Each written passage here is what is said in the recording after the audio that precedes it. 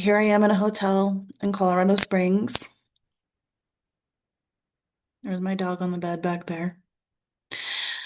And I was just letting a friend know yesterday how, since my journey into Colorado from Arizona, which began July 20th, I have been so insulated from world events.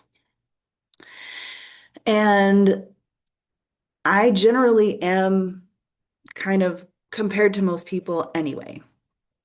Um, my stance has been it's not great for the nervous system. Repeatedly putting ourselves into situations or stream of information where we don't know how to handle it just puts us into overwhelm. And what we probably need less of is people in overwhelm because then we become anti-functional. So that was my stance, and I still stand by that. But now, after 4.5 months of traveling through Colorado, it's been me, my dog. We've been house sitting, taking care of other dogs, getting remote work. Like every place that I've been, there's been like a layer of something to deal with, which I appreciate. But then there's also been positives and beauty and all of that. Like it's the whole spectrum. But it's been a journey of like into the world, into some of the most beautiful parts of the world, like the planet, and definitely deeper into myself. And now, rather than having like a mental reason for staying a little insulated from the world, I feel the change in me. I feel my field, it feels like full and good. And whatever journey I'm on, like, it's not that I don't want to come in contact with the world. I mean, I'm planning to move into a place and start connecting with community and all that kind of stuff. But the ways in which I relate to the world can remain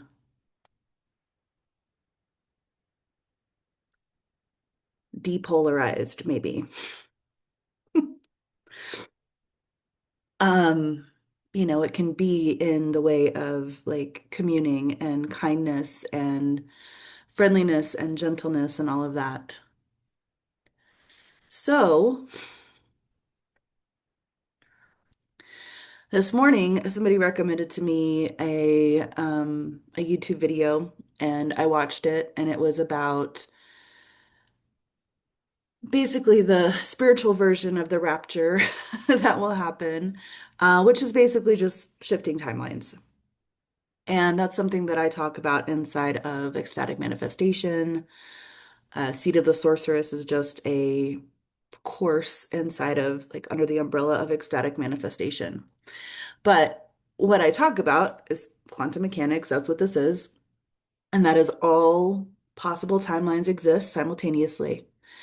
And the thing that dictates the future you connect with or the timeline you connect with is your nervous system. And I taught this all last year. People experienced incredible change in their lives by going through like the practices and the information and the knowledge and all of that and the experience. And now I feel it in myself more than I maybe, excuse me, ever have. Um, I feel that I feel myself connecting to something else, something different from what the world tells me reality is. Because the world likes to be really persuasive about that. And I'll tell you, we all in our limited, unfortunately, the internet makes it much less limited. We would be a very different world without it. Um, But in our limited scope as individuals, we only see so much of the world. Like, duh. But seriously, we only see so much of the world. And we kind of choose the section that we look at and pay attention to. And then that dictates what we continue to connect with over and over and over, moment by moment. And if more of us connected to the part of the world that is beautiful, incredible, I mean, this is my experience, this is what I've been connecting to. Natural, driving through just some of the most beautiful places on the planet, all within like a couple of states. I know there's so much more beauty on the planet, but it doesn't take going very far to find it. Connecting with some of the most beautiful parts of the planet, getting out of my car at a national park or just, some beautiful spot on the side of the road and feeling the wisdom and, tens of thousands of years, millions of years, age of the rocks and like how they feel, what they say, speaking to the trees, connecting with the birds. I mean, taking this beauty right here on as many adventures as we can go on. We've been a little limited since it's been snowing. We're trying to figure that out. But that reality is as real, if not more real, than the reality that people are looking at on their screens. The reality of news and all that stuff. And I'm not saying that stuff isn't happening, but I'm saying like how much are you filtering that in and filtering the rest out? And I'm telling you, there is an incredible world. There's an incredible world that is steps away, probably around you right now. You could just look in the room that you're in. When I look at this beauty, it reminds me of the beauty in the world, maybe out your window, maybe inside of a beautiful deep breath,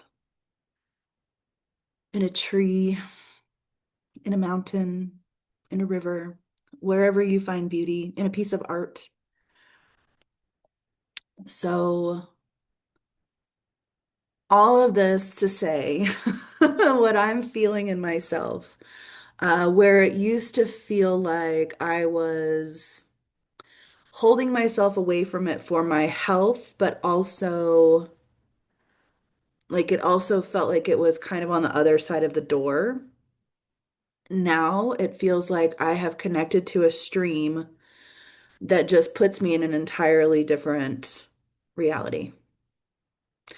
And the one that most people are tuned to right now, I could jump right back in there if I wanted to.